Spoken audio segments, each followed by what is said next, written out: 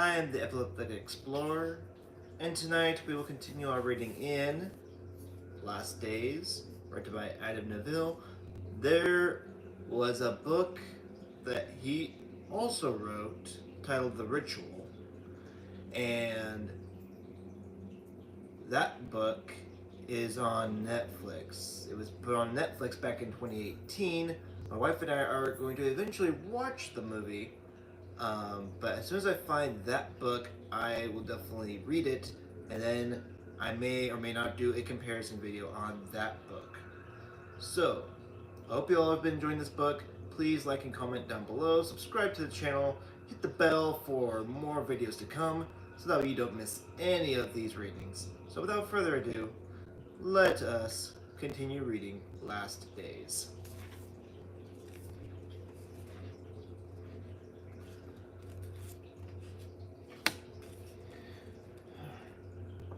Blue Oak Copper Mine, Sonora Desert, Arizona, June 19th, 2011, 2 p.m.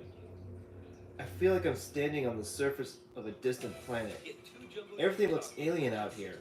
The vegetation, the colors of the landscape, the sky, the rocks, even the air. High temperature today was 38 degrees Celsius. The hottest part of the day has passed.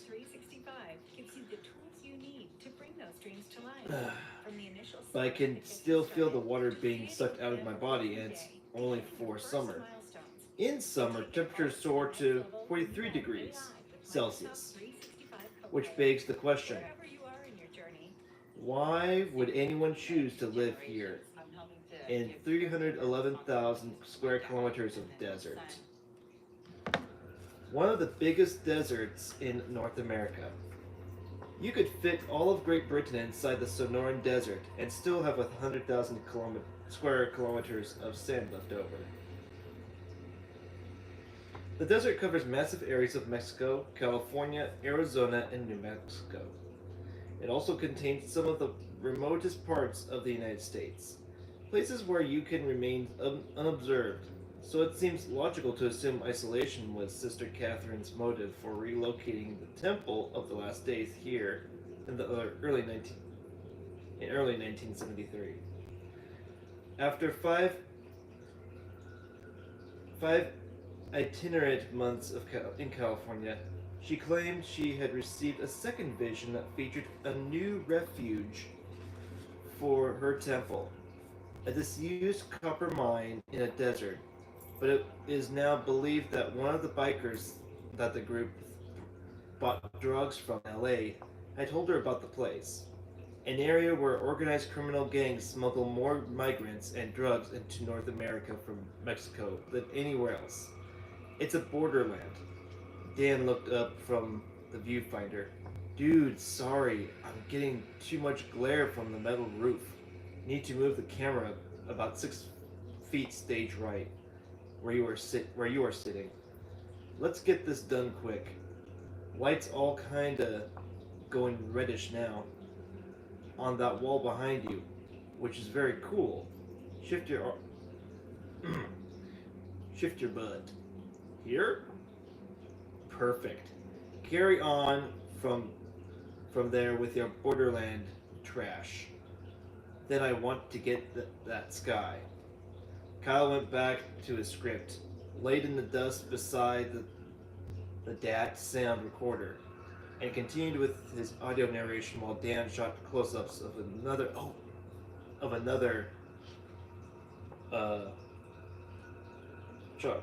another of the surviving buildings. Right. Okay, it's a borderland where strange cargoes and traffic pass through, often undetected, and is pretty unwelcome north of here.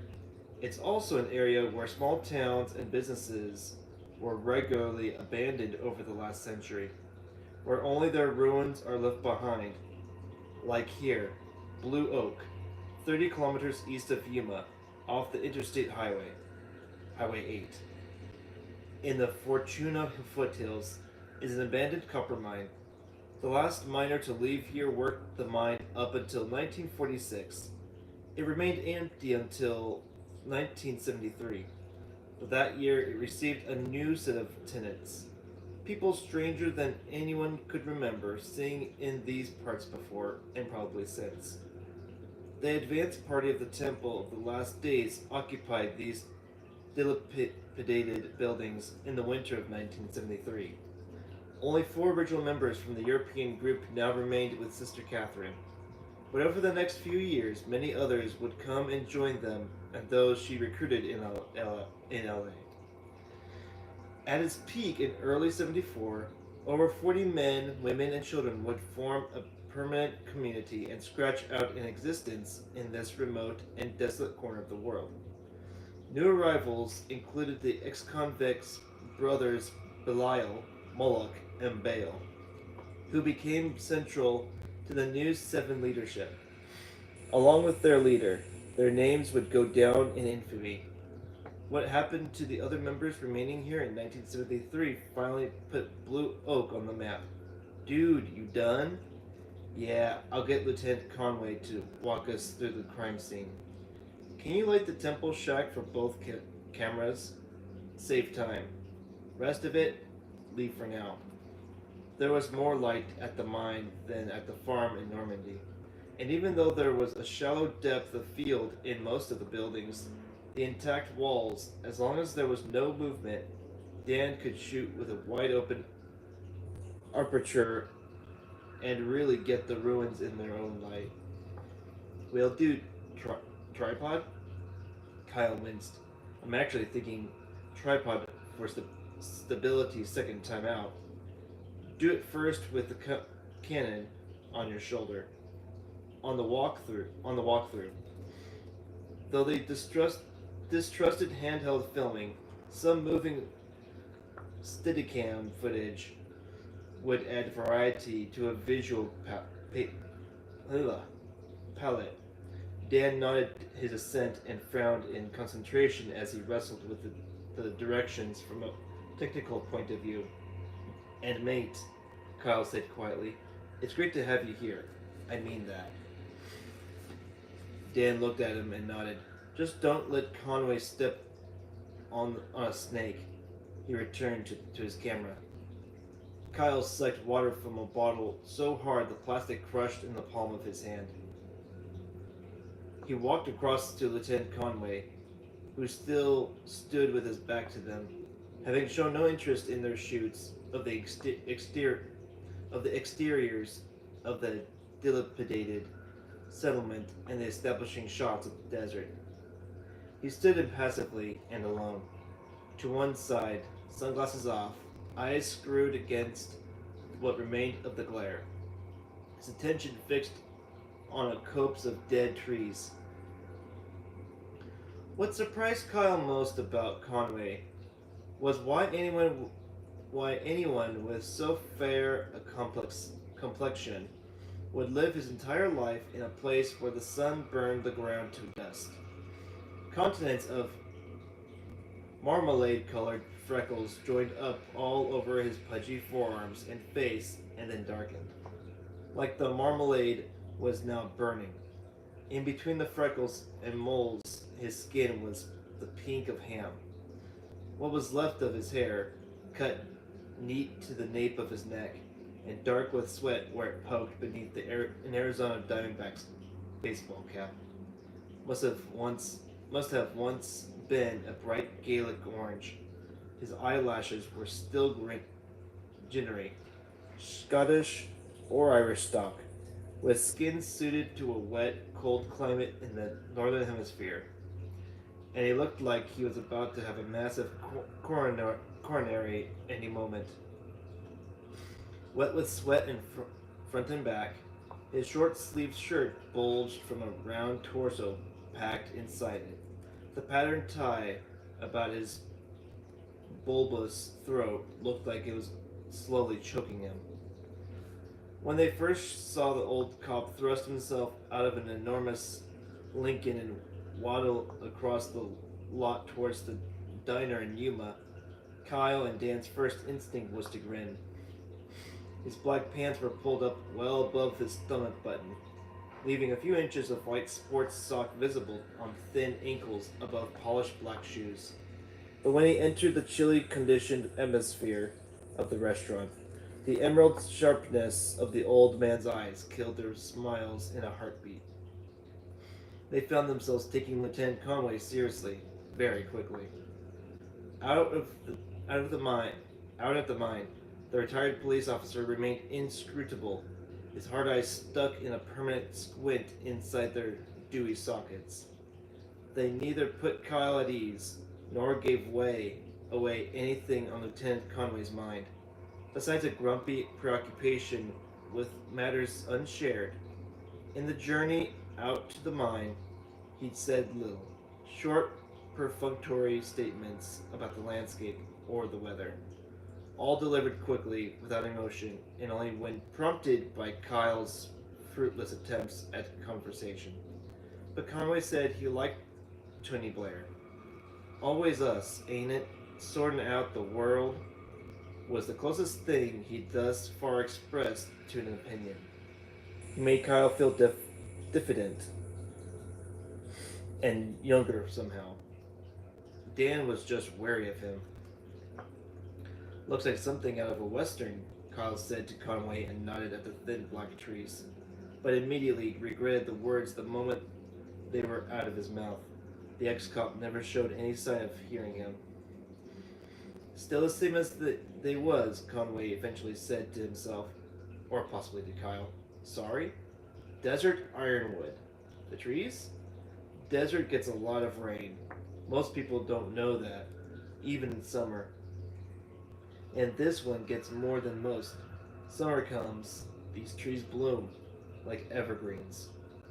We had 8 inches so far this year, but these are still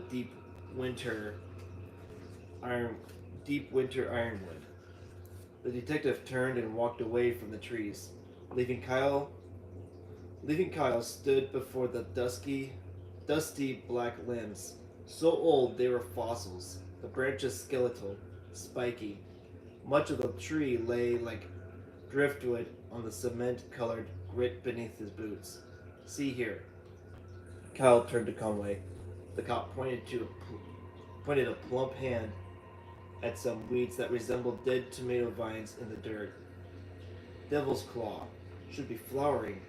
Over yonder is fairy duster. Real pretty in summer. Pink flowers in a bloom. But not here. Kyle followed the detective's directions to a wide swathe of bracken and dead bushes, but saw no flowers. He squinted in mystification at Conway, who cut a hand through the air. Where them saguaro cactus start? See them out yonder, mixing it with the creosote bush, and where the ghost flower starts up again, and them small yellow trees all about is Palo Verde, about 60 feet out. You see it? Right. Kyle swallowed his disappointment. He hated the way a camera made people act up, but couldn't deny his dismay at a total indifference to filming either. That's where the desert starts again. Right beyond that fence. Desert's full of life. Don't let no one tell you different. Kyle looked out at the remnants of the split rail fence, and beyond it to where some greenery and dots of color appeared upon the grayish dust. Then frowned at the old man, still not understanding. Sweat dislodged from his brow and ran into his stinging eyes. Outside his temporary blindness, he heard Conway say, "But right here, where we is standing, is dead. Nothing growing. Same as it was in '75. Conway licked his lips again, thin lips. His deep-set eyes gave nothing away. He tugged his baseball cap off and whisked a hand over his freckled scalp, then slapped the cap back in place. Ain't nothing grown at this mine since '75. Not a thing." Kyle looked at the ground with renewed interest, then pointed at the longest structure that had once been in the shade of a long line of petrified trees. "Those trees are dead too." Conway nodded at Kyle's observation. "Mesquite. They was green once. Hard to believe anyone ever lived here. There was here 2 years and they killed it. Conway walked towards Dan and said, "Let's get this show on the road." It was a command. Just double check.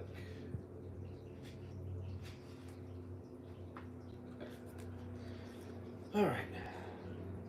There were 8 buildings still standing at the mine, varying from what looked like a general store with a high flat front to a collection of smaller cabins, and one longer building about the size of a barn. White adobe walls were dried out and mostly peeled down to red brick on every structure. Where roofs still existed, the corrugated iron was bent out of shape and dark red with rust, or bare black beams were visible, eaten into undulating patterns by insects. Porches sagged into the gray dust and dead grass. Lengths of strip fencing started and stopped around the perimeter of the settlement, but never failed to lean anywhere but earthwards. Kyle looked at Dan. "You ready?" Dan's entire face was wet. His massive chest heaved under the exertion of holding the camera.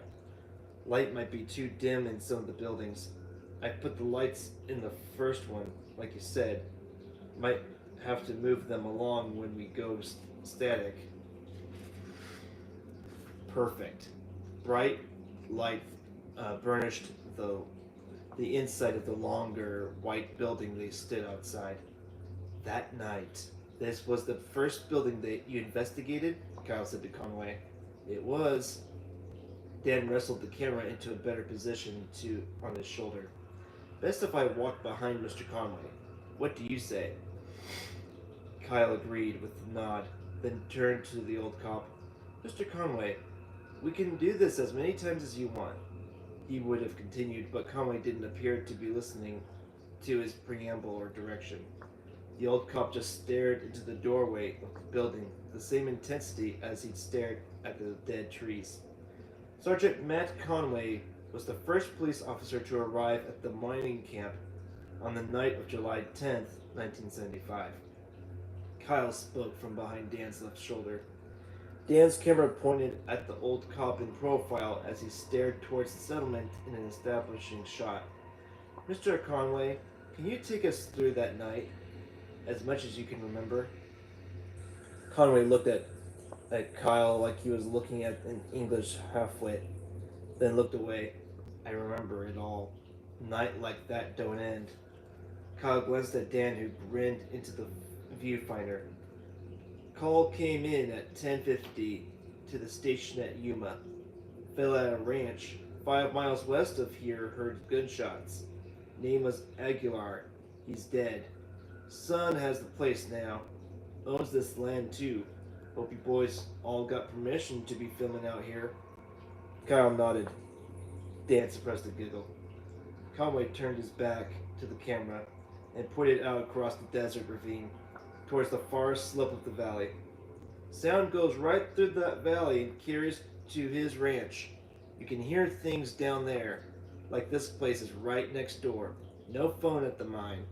They was cut off up here, but Aguilar said he heard shots, close together. Knew it was a rifle from the sound, the crack. And then he goes out of his yard and up the hill beside his place. He said he saw some mist over here, kinda yellow. Aguilar heard dogs too, whole pack of them reeled riled. Down here, and he said he heard some other things about them dogs that sound foolish now, but not back then when I was out here, standing right where you is. I heard it too.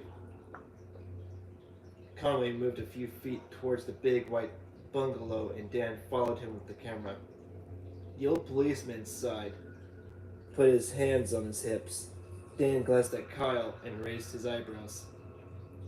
Kyle nodded once to indicate he should keep rolling. A minute passed. Call come into my car, Unit 27. So I set out here with my partner, Jimenez, just after 11. Once we were off the highway, we never set eyes on a single vehicle whole way out. There's no one out here but Aguilar at his ranch, and them hippies squatting in here. We get down that off-road a little ways, and we see the smoke too, like mist with some dirty yellow in it. What was left of it, like it was dying out. Flare, I reckoned, but it was quiet except for the dogs. No frogs from that pond, no alfalfa, nothing. Desert, a noisy place at night, but not here, except for the dogs coming from far away. In the distance, like they were up high above us, to the north. Only there are no hills north of here, so I still can't say where them dogs were. Aguilar said them hippies had a pack of them living with them, roaming wild. But he never saw one of them again after that night. Ask me, I was pretty sure they were above me and Jimenez's heads. Sounded like they was in the sky but moving away. Conway suffered some kind of self-conscious episode following his conjecture about the position of the dogs. Desert can make a fool out of anyone. Anyways, we pull up and this whole place is in darkness. Not a single light on in any of the buildings. No fires, nothing. They use kerosene lanterns and open fires to light the place at night, Aguilar told me. No electricity here, and you could still see the big pit they used over yonder. The whole place was lights out when we pulled up that night. Fire pit was cold. Well, Jimenez walks over, real careful like, towards his building here. This building here. It was the closest to us, and the biggest thing here. Door wide open too. And I remember him walking through this mist with his flashlight. And he goes right up to that door, and he shinnied the torch through it once. And then he turned around and he came running back to the car, and I saw his face in the headlights.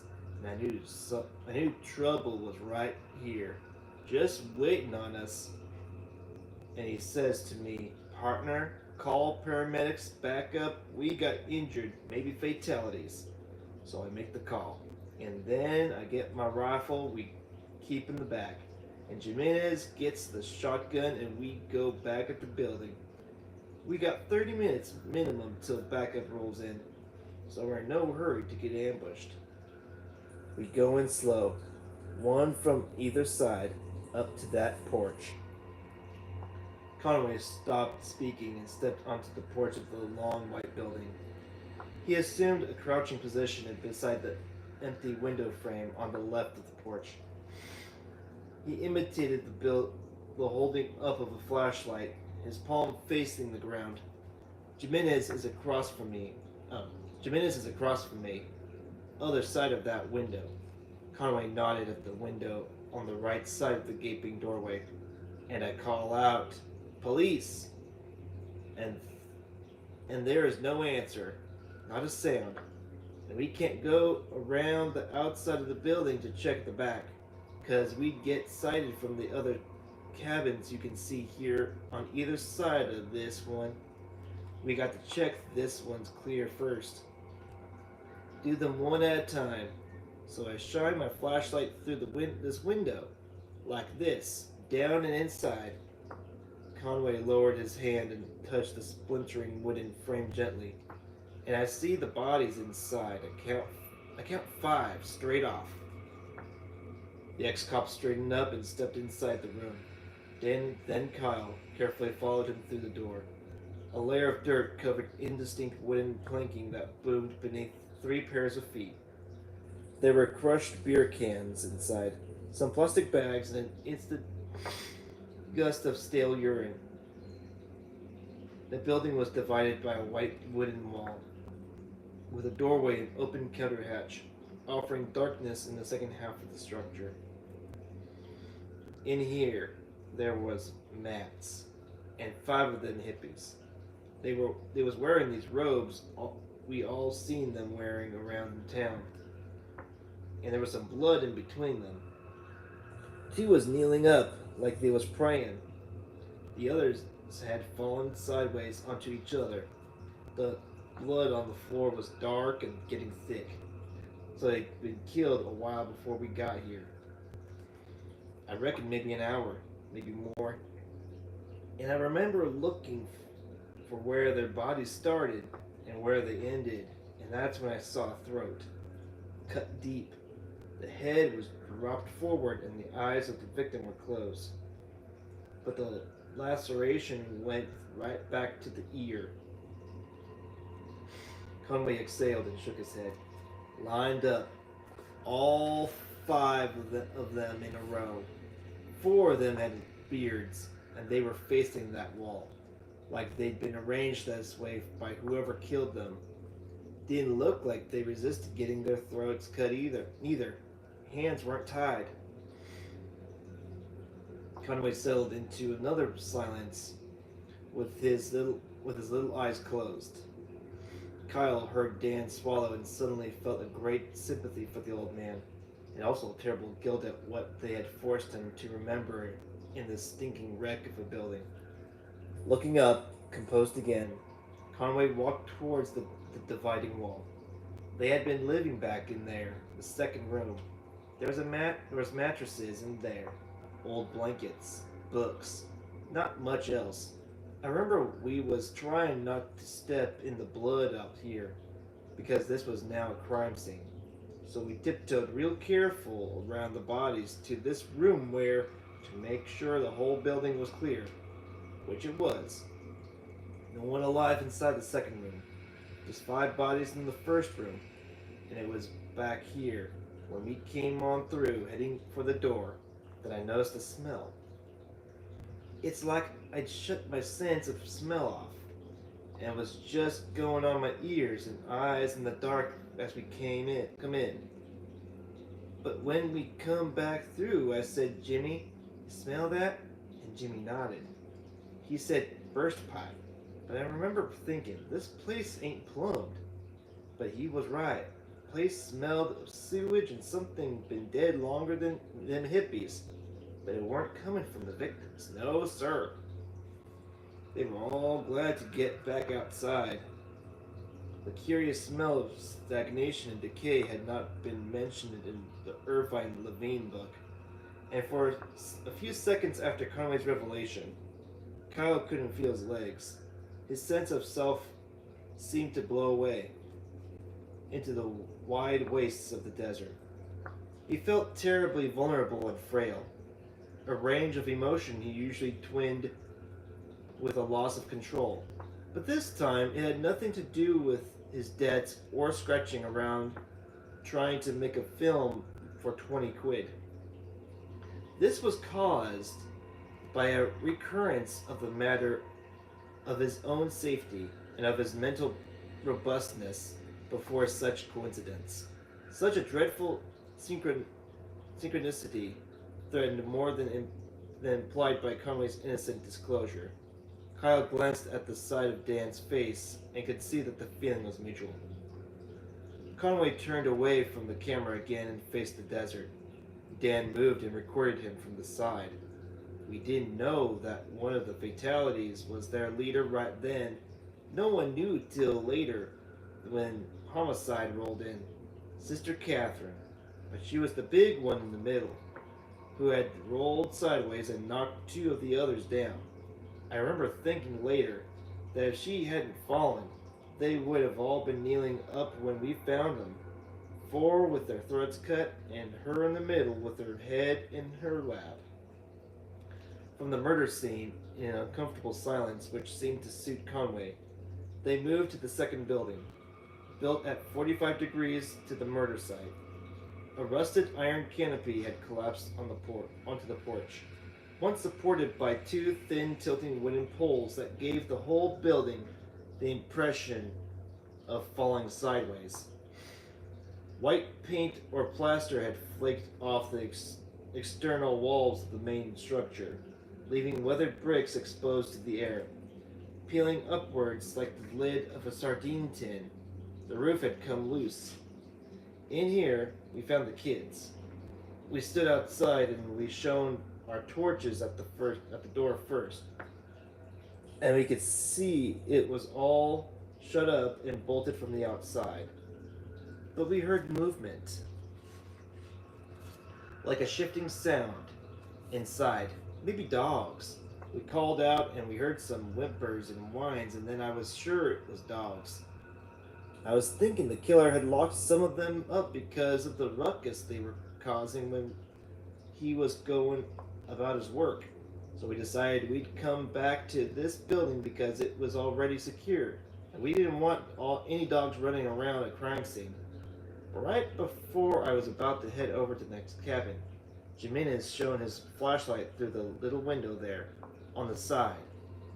Conway walked slowly around to the small window in the side of the building, and Jimenez looked at me, and he was more shocked than he was when we found them dead hippies. And he told me there was kids inside. So I got up and looked inside myself, and there was 5 kids, 4 crouching down by the floor, real dirty with long hair, but wearing street clothes, and the other one, who was about 2, I reckoned, was about standing up and staring right back at my flashlight. 2 of the dirty kids was real scared and pressing into each other. Other 2 just looked plain crazy in the eyes. But the little blondie was just like an angel. Big blue eyes, and he was clean. He was shivering, which didn't add up because the others were filthy. But he just stood right there in the middle of that room and looked back at me. I think he was in shock. I asked them if they was okay, but they got no answer. At least they was safe in there, so we moved off to secure the other buildings.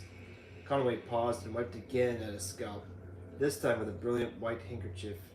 Shall we break here? Shall we break here? Kyle asked. Conway nodded.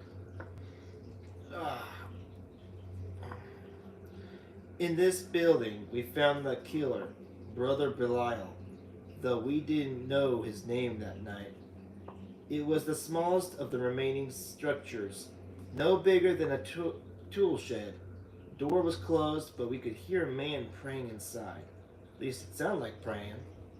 And he didn't stop when we challenged him through the door. So Jimenez kicked it in and shone his torch through, right onto his face. This face, which I'll never forget. This guy was bearded and wearing a dirty robe, kneeling down. His robe's kind of blended with the wood in there, so all we could see clearly was his face. Real wild-looking, crazy hair all moosed up, and these eyes, just kind of staring through us. Seen the same thing on junkies, and he was just sat there talking to himself. To God, I ain't sure. Couldn't get a reaction out of him. Then Jimenez sees his hands. They're covered in blood, and his wrists too, where they was poking out from his sleeves. So me and my partner reckon at around the exact same time that this here mumbling fool was probably the killer, which he was. And in there, with him, right in front of his knees, we see a long knife. It was so gummed up with blood, we were pretty sure it was the murder weapon too. Real old looking knife. First I thought it was a machete. Mexican drug dealers use them, so we'd seen plenty of those. But when I looked closer, I saw that it was too long and too thin for a machete. And behind him, we found an automatic rifle with scopes. Could have killed us both, but he didn't. All these years gone, but I ask myself why. Why do you think he spared you? I guess he'd finished his work for one night. Conway walked away from the cabin. We cuffed him. We cuffed the suspect, wrists and ankles, and laid him on the ground first. Right here in the open, so we could see him. Conway creased the dust with his shoe. And right around that point, we split up, changed it up, so we could work quicker. And because we had the suspect, and I went and checked the other 3 buildings to the west of the mine, and Jimenez goes over that way, east side of the other three cabins. In that cabin, I found the armory. Conway pointed at a dilapidated, dilapidated structure of patched brick with no roof. It was padlocked, but I bust in there and they had enough guns inside to fight a war. Those two cabins yonder to the side of it was full of books. The book of 100 chapters it was called, all stacked in boxes like they was headed for a bookstore. On the other side of the mine, Jimenez found stores with meds and food inside, and the narcotics. 20 grams of cocaine, about the same again of marijuana, and a big box of capsules. They used MDA, we found out later, which was a Hollywood drug back then. Didn't come from around here. Conway looked slowly back to the dirt patch he'd marked with his shoe, beside the building in which he discovered the killer. I go back and check on the suspect, and he's still lying there hollering about old friends, and I don't know what else. And as I check on him, Jimenez starts calling me from the north side of the mine. Look over, and through the buildings I can see his flashlight. As Conway walked ahead of Dan and Kyle, he stared straight ahead, replaying the scene in his memory. So I get down there, and as I'm running past where they had the drugs yonder, Jimenez calls. We got 4 dead, out by the fence. Split rail fence down there weren't broken back in 75. It was twice as high, and they put razor wire onto the top. Stop folks getting out, like them 4 fools we saw on the ground before it. Looked like they'd been trying to climb out. Hands was all cut up from the wire. That's what we thought right off anyway. All been shot in the back and legs too. Weird thing was, the main gate was open when we drove up. So once the suspect was done with killing his brothers and sisters, he must have unlocked the mine gates, then gone and shut himself inside the cabin. Why'd he do that? To let the dogs out that we never found? No other reason I ever been able to think of. Conway came to a stop 20 feet from the remains of the old split rail fence. Wiped his face with a handkerchief. Geez, the 4 bodies here. They was in a bad way. Been shot looked pretty bad as they was running, but that only killed one of them right away. Medical examiner pulled slugs out of them all. One girl had 3 in her back. All come from the rifle we found in the hut with the killer, and 2 more automatic rifles been thrown down near the first murder site. We found them later, but what me and Jimenez also saw on the victims here was wounds consistent with bite marks on their faces, on their necks, shoulders ripped open. Dogs, we figured. It was like they'd been shot down to disable them before they was finished off by the dogs. Conway stood in silence and stared at the broken fence. Still turning over the evidence 2 young patrolmen had discovered 36 years before. Conway sat on the porch of the main building, the murder site. The camera was back on the tripod for the second static shoot after the walkthrough. Behind the settlement, the desert sky was ablaze. The sun set over the distant mountains and colored the sky with pink and blue striations between the scarlet. Tinges of night pulled at the horizon line and would soon darken the earth. Beyond the perimeter fence, the saguaro's cacti were becoming black, spongy silhouettes, a backdrop to a Roadrunner cartoon or Hollywood Western. Dan had lit up the stoop with the last of the batteries. By the time we called in the rest of what we found and put the suspect in the patrol car, more officers arrived. 3 sergeants, 2 lieutenants. Reporters showed up about the same time. They heard the police radio bands, and they overheard a lot of things the officers were saying at the crime scene, which accounts for them crazy stories in the press. Speculation. As well as the pictures everyone's seen on the bodies out by the wire, and the one of Brother Belial in the back of the car talking to himself. By morning, there were 60 officers at the scene. 3 of them were sick after they had been out by the wire. Wearily, Conway shook his head. Oh, and it was chaos. A lot of evidence got destroyed, corrupted, leads got missed. You had cops from Phoenix here, all of us up from Yuma. Site was not protected. This was a bigger deal than we were used to. People got excited. But 2 homicide detectives come in the night from Phoenix. County coroner too. That settled things down. Preserved the rest of the crime scene. And when they were here, they confirmed what me and Jimenez knew right off. No sign of struggle on all 5 victims of the main building. Temple, they called it. The homicide, cops tied plastic bags over all the victims' hands to preserve the trash that gets under fingernails. And we heard nothing more about the cause of death till the autopsy in Phoenix. The 4 bodies out by the wire were shot in the back with 3 different rifles as they ran. So Belial wasn't the only shooter. We only found that out later too, from the medical examiners. 2 of them with the throats cut at the first murder site had also shot these poor fools down. Brother Moloch and Brother Baal were the other shooters.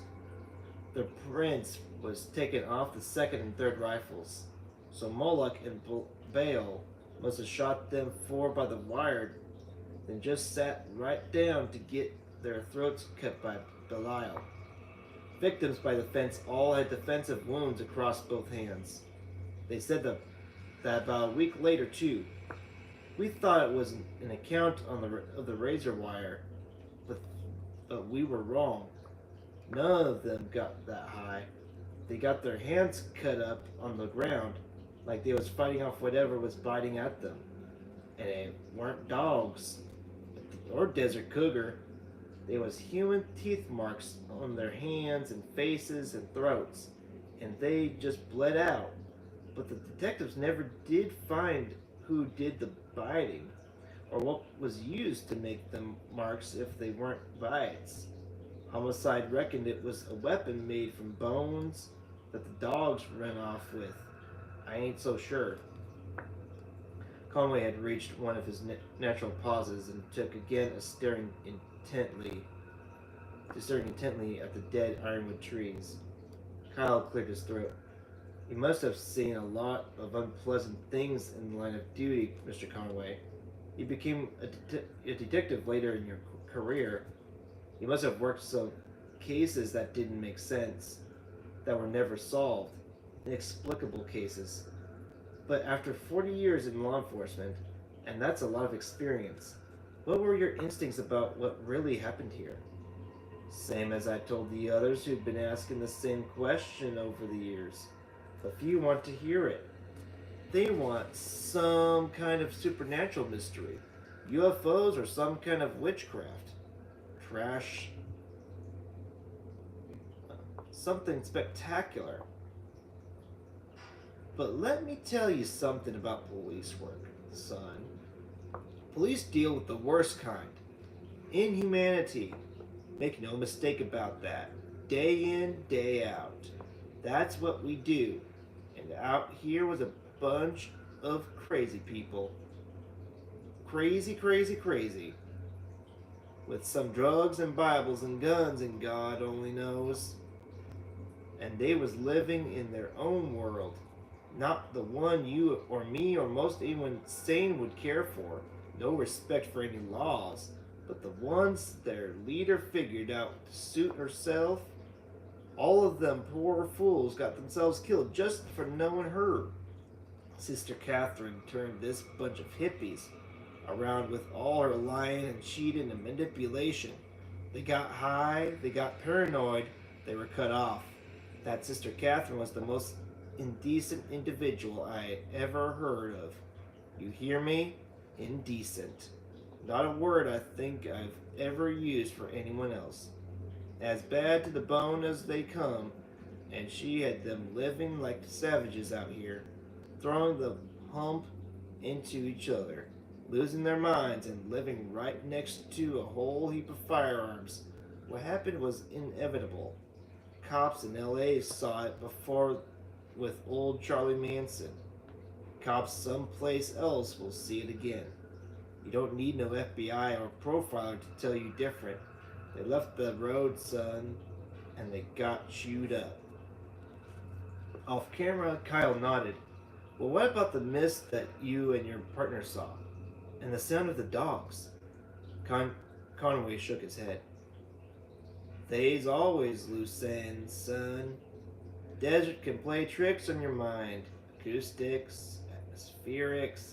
Lived out here all my life, and this place is still full of surprises. Conway nodded to himself for a while, with his eyes screwed up so tightly they disappeared inside his fleshy sockets. Footprints was more difficult to explain. Most got destroyed by patrolman boots. Me and Jimenez too. But that couldn't be helped. You had so many men up here running around, the footprint evidence mostly got wrecked. But the ones they found in the blood, Sid photographed. Same out by the wire, and they was long, all boned. Kyle swallowed the lump in his throat to calm his voice. The bite marks. The bite marks. On the victims? You said you didn't believe they were made by a weapon. Or them claw marks on the shoulders of the dead. Then there was the smell of a bad meat. And then pictures they found on the walls. We never figured it out. Sid took photos of the wall of that building where me and Jimenez found the bodies. Never took much notice of the walls when I was up there that night, but I seen the photos once afterwards. Gone now. Sun and wind been all on the wall nearly 40 years. Must have faded them pictures away. Kyle's temperature plummeted. His voice came out thin and high and strained. Beside him, Dan's shoulders stiffened. Pictures? They were pictures, not symbols? Levine had not mentioned anything other than the daubing of occult and satanic symbols upon the walls of what was known as the temple, or the first murder scene. And the only pictures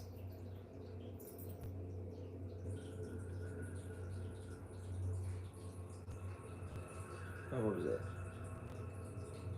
Let's see. And the only pictures of the crime scene in Levine's last days, and in the only third 1978 edition at that, featured aerial shots of the mine, the bloodstained planks of the temple building, the lumpen bodies out by the split rail fence, and the haunted expression on Brother Belial's gaunt, bearded face in the back of the police car, taken by an opportunistic press photographer on the night of the murders. Hippies done drawings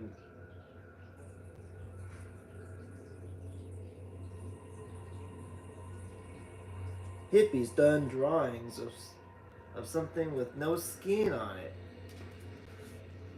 Weren't no trial, and so the photos are still in the police files. Never wanted to see them again myself. Twisted trash, you ask me. Of course, the press had been saying for a year the whole thing was a satanic ritual, with human sacrifice mixed in. Once it reached a critical point of frenzy, most folks still believe it went down that way. Conway winked. But I reckon a whole bunch of them crazies got clean away. Belial, Mullock, and Bale done some of the killing for sure, but they weren't alone on that account. No, sir, some more of them crackers must have lit out. Done some biting and then split. World went mad out here a long time ago before me and Jimenez rolled up. That's for sure. Dan looked out to the desert, where Conway and Kyle now stared, and together they all felt the chill of twilight begin to prickle against their sun-baked arms and upon their tight faces. And that is the end of chapter 14. And I think we got time for one more. I think we got. Oh, wait, never mind. Yeah, we got time for one more chapter. And maybe we may have time for two more chapters. We'll see.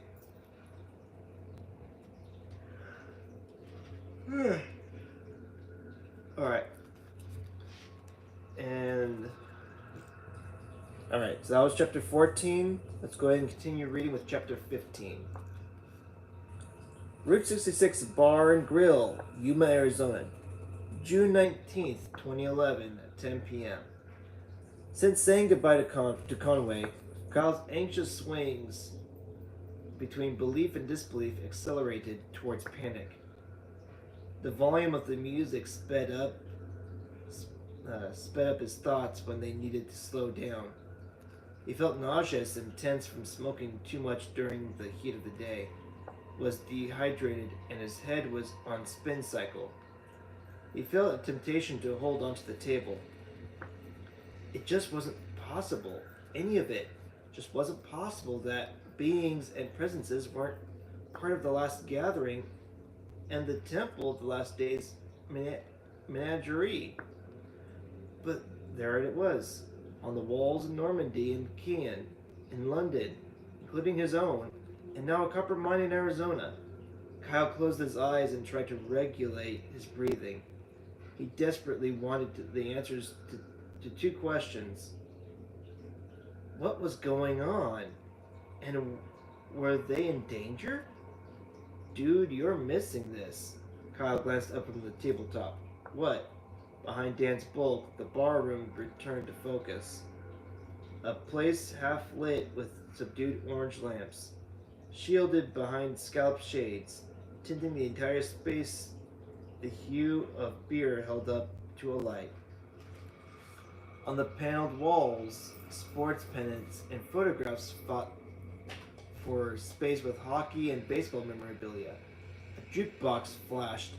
Strip lights hovered over a pool table in the back. Dan's mouth and chin shone with grease from devouring the heap of chicken wings in a wooden basket that had not long been placed before him. A deep slug of Samuel Adams' drop made his eyes water. Man, this is so cold. My hand stuck to the glass. Dan looked at the ceiling and smiled. George Thorogood and the Destroyers. Haven't heard this since we were at college. Before that, they played the Georgia Satellites. You'd never get that in a pub back home. Oh, what's this? I know this. Motley Crue. Home Sweet Home. Kyle attempted to smile, a smile to compliment Dan's enthusiasm. Dan had never been out west in the States before. Only New York. Everything fascinated his friend. The road signs, the food, the motel, the cars, the advertisements beside the highways, strip malls and street lights, the buildings, the mountains, and he'd never seen a desert before. He was like an overstimulated child. You'll sleep well tonight. Hope so. After a few more of these, you want that salad? The bowl of Caesar salad with Texan toast covered half the table. There must have been a kilo of bacon and 2 lettuces bigger than his head inside the bowl. Kyle pushed it towards Dan. You keep eating like Elvis and we're going to have to get you a leisure suit to go home in. Get off, Dan said around a mouthful of croutons. You're supposed to eat the leaves too, not just the crunchy carbs. Dan raised a hand. You look shattered. The driving? Kyle shrugged. Yes and no. This is some seriously disturbing trash for sure. You don't say. I mean, all that beside each other with their throats cut. In that room, I went cold, mate. And the others torn up by the fence, they shot those poor guys when they ran. Then let the dogs savage them. Dan shook his head and wiped at his mouth with a napkin the size of a towel. And the kids, the dirty kids in the shed, in that terrible place. Why'd they go to these? The animation, even the life, seemed to slip from Dan's face, and Kyle knew his friend had thought of the farm in Normandy. At least no one lost a leg this time. They stared at each other, and then they were holding each other around the shoulders and laughing. Laughing so hard Kyle thought he might start crying. The waitress came over and joined in, though she had no idea what assumed what assumed them, what amused them. But she was easy on the eyes, had a sweet laugh, and Kyle was glad to have her close. She took an order for another 2 beers from Dan over the PA. Cinderella started playing Gypsy Road. Kyle mopped at his eyes with a clean napkin. I needed that. Dan nodded. Me too.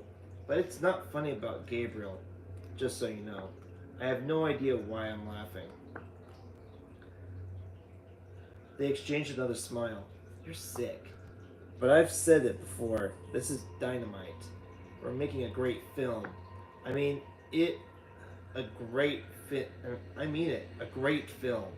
I know this is hardcore, upsetting, but you do know that this is really something. Tell me you know that.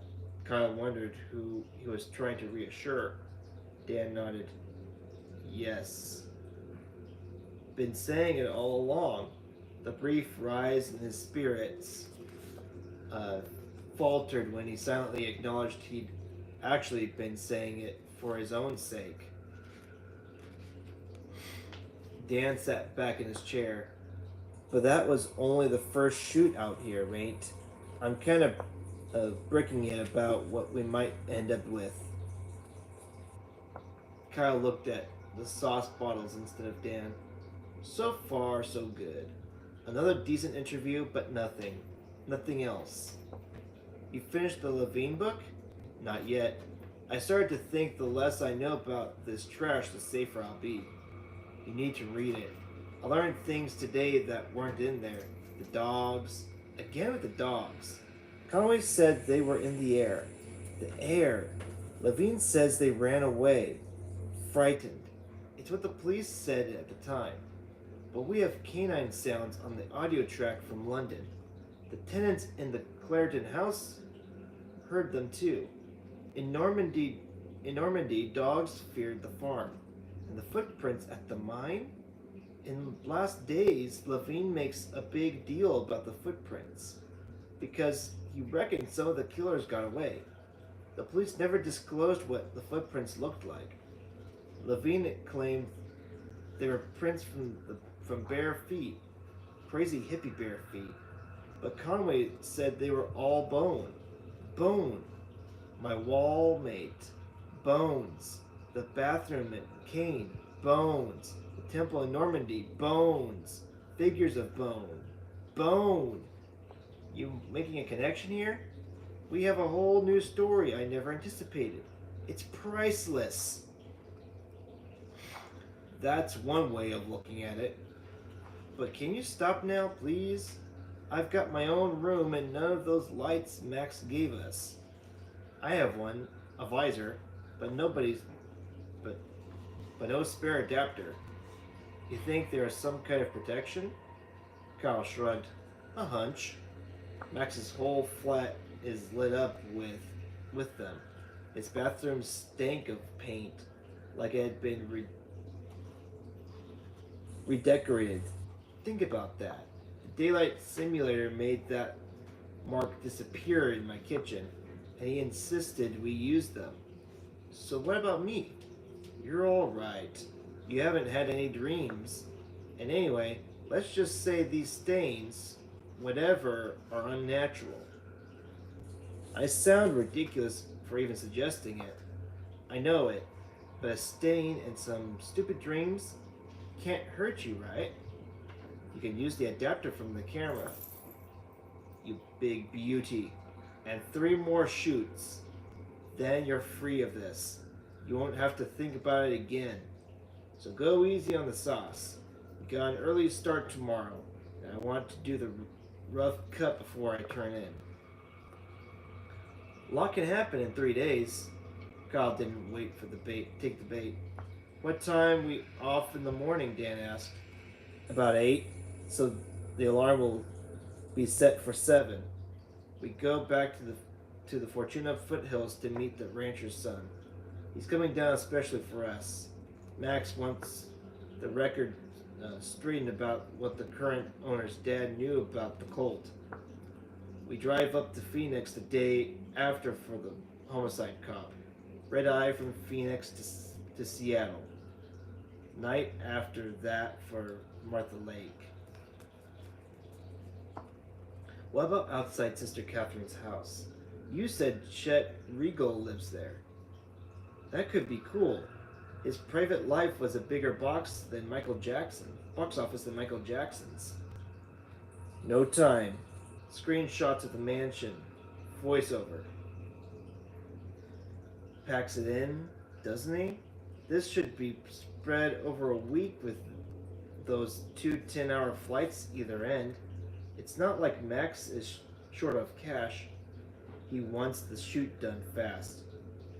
Took him ages to coax all of these people out for interviews. He's scared they'll change their minds, get cold feet. Dan played of the French fry that had escaped his mouth. That's what he says. And now Dan had mentioned it. This additional doubt about their producers' intentions behind the tight schedule added itself to his own nauseating mix of uncertainty and confusion. And that is the end of chapter 15. Let me check and see if we have... obviously, I have time to read another chapter. But my biggest concern is, can I make it to the next said chapter? Because we just finished chapters 14 and 15 tonight. And right now, I'm already feeling tired, so I'm going to call it a night right now. But I hope you all enjoyed this book. We'll probably get to the halfway point, hopefully by tomorrow. So I hope you all have enjoyed this book. Again, please like and subscribe to my channel. Hit the bell for new videos coming up. I'm gonna go tell you this right now. My wife and I are planning a trip to Walt Disney World. Probably a few more locations that are off-site, but there will be more Disney recordings coming up. So I hope you all are going to be looking forward to that. If you have any suggestions for another book, I know the Six of Crows duology is next. I'm just taking a break from that universe for right now, so that way I can get to this book and a couple of other books, so that way I can get those done and squared away. So I hope you all are enjoying this book. Again, please comment down below, subscribe to the channel, hit the bell for notifications, and we'll see you all in the next video. I hope you all have this is the Epileptic Explorer, and I hope you all have a fantastic evening.